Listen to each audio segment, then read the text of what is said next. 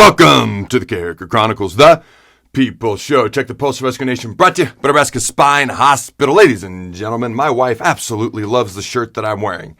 Maybe not, but she does allow me to wear it, and I am smart enough to admit that my wife is smarter than me, so at least there's that. Okay, all right, I want to talk, obviously, a little bit of Husker football. That's what 95% of this show is, if you were not aware of that, but last year, and this is not some sort of secret or bombshell that I'm dropping, but we struggled to throw the ball down the field, okay, whether it was Adrian Martinez, Luke McCaffrey, whatever the case may be. And you can say it was the quarterback's fault. You can say it was receivers not getting open. You can say it was the line not blocking, giving them time. You can say it was a lack of a consistent running game.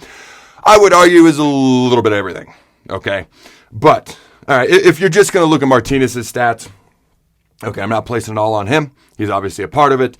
But if you're just going to look at his stats specifically, just as an example, okay, Adrian Martinez last year on throws that traveled more than 10 yards in the air was 18 of 38 with 404 yards and with 1 touchdown and 3 interceptions. Again, you can argue who the blame goes to, but the reason I bring this up today is we need someone who can be a difference maker, a playmaker out on the edge. Now, I've done a show talking about the receivers, and we all know this, Wan'Dale Robinson is no longer here, and despite what some morons may think, because I saw online where somebody said that Wan'Dale Robinson was underutilized at the University of Nebraska. What in the blue blazes of hell are you talking about?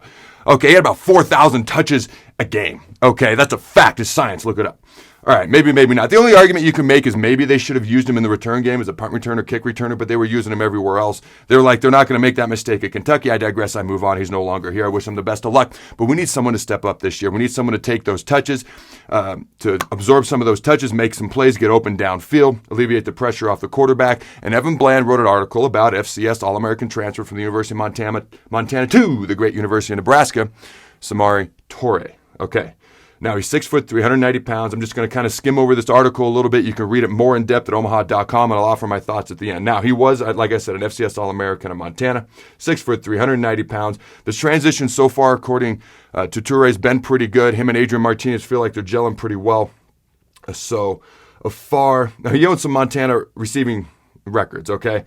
He has the most the most receptions in a season. Okay, he has 155 career grabs total, his career at Montana, and he also owns the most receiving yards in a game. Okay, and he has 2,488 career receiving yards, 20 scores over 3 seasons with the University of Montana, and he's still got a season left of eligibility. Obviously, now the reason he transferred is he wanted to prove himself on a bigger stage against bigger competition, better teams, better competition. He was looking for a veteran quarterback he thought he could gel with fairly quickly. It's why he came to Nebraska. It's why he transferred from Montana. He wishes nothing but the best for Montana. But the reason, not only a good article by Evan Bland, check it out, but the reason I did this video is because when other players start unprompted naming other players. Like if you specifically ask Cam Taylor-Britt about Samori Touré, he's going to say, hey, he's working hard, he's doing great, we're coming together as a team. Really saying a whole lot of nothing, okay, while being positive. And I'm just giving that as an example because that's what players do, it's what coaches do. We're really, really freaking good at it. But unprompted, Cam Taylor-Britt, when asked about speed guys on the team, brought up Alante Brown, brought up Xavier Betts, Omar Manning, and Samori Touré. Okay? And so to me, when guys' names are brought up unprompted, along with Matt Lubick, that says more. Here's what Matt Lubick had to say about his size and his ability to go up and make catches in traffic. He said, and I quote, he can go up and attack the ball in the air. Lubick said, 50-50 balls aren't 50 with him. He goes up and he gets them. So, could Samori be that guy that absorbs some of those touches that Wan'Dale will obviously no longer be getting? Is he a guy that can stretch the field? Is he a guy that can go up and get a ball in a big-time game against big-time competition and help out Adrian Martinez? Keep your eye on all those guys. Alante Brown, Omar Manning, Xavier Betts, other guys in that receiver room, and Samori Touré as well. The thing that stood out to me was what Cam Taylor-Britt had to say, because when names are brought up by players, unprompted, that means more than when somebody asks a player specifically about another player, because then they have to say something nice. Most of the time. 19 times out of 20, 95% of the time. Anyways, let's see what happens. How quickly will he assimilate? How quickly will he learn the offense? I'm excited to see all those receivers. Go Big Red. Throw the bones.